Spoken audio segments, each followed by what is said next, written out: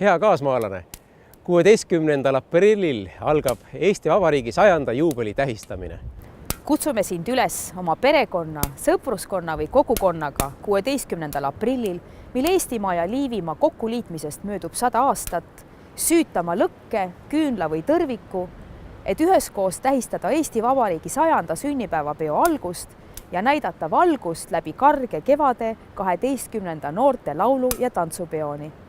Oma lõke, küünal või tõrvik süüta 16. aprilli õhtul kell 7, et anda märku igast eestlasest meie kodumaal ja et meie südametuledest lööks särama kogu Eestimaa.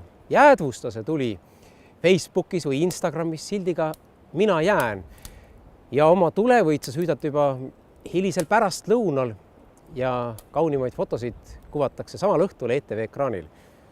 Löögu siis sellel õhtul kogu Eestimaa meie südametuledest särama ja levigu sõna. Kohtumiseni 12. noorte laulu- ja tantsupeol Mina jään!